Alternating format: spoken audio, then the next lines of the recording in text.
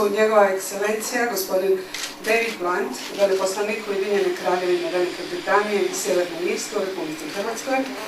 Ekscelencija, dobrodošli. Zatim tu je gospodin Gari Capelli, potpredsjednik Saborskog odbora za turizam. Gospodin Capelli, dobrodošli u Zagreb.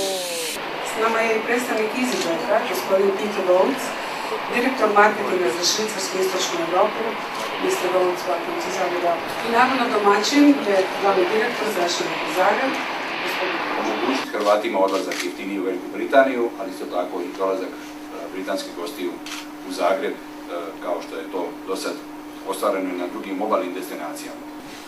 Znajući da easyJet prema Jadranu, prema Splitu leti na 10 destinacija, prema Dubrovniku na 7 destinacija, ja sam siguran da će i u ovoj godini easyJet razmisliti o otvaranju još koje linije prema Zagrebu i isto tako na kraju bih rekao u ovom sivilu koji nas okružuje, ja sam pristalica kazati da je naša budućnost narančasta.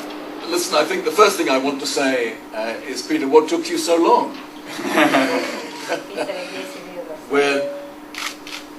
Mr. Pejovic was in Dubrovnik before, so... We're delighted to have easyJet coming to Zagreb. I think it's fantastic that we've got another direct link to supplement Croatia. Next year we're very excited about the 2012 Olympics and the Paralympics. The structure is really coming along very fast, and I'm pretty confident that it's going to be a tremendous set of Olympic Games. And I'm sure that Peter would say, what better way to get there than by easyJet. It's always a great pleasure for us to welcome a new flight. It shows that easyJet is expanding. I was here back in July, for those of you who remember, to announce 2 flights. It was London and Paris. Paris has started in November, and Gatwick the first day today. So I would like to reassure the ambassador, Croatians are going to the UK. Strangely enough, we have a majority of Croatians flying from Zagreb for the moment, with 60%, which is outbound traffic, so from Zagreb to Paris and London. We shouldn't forget on the Croatian side the advantage as well.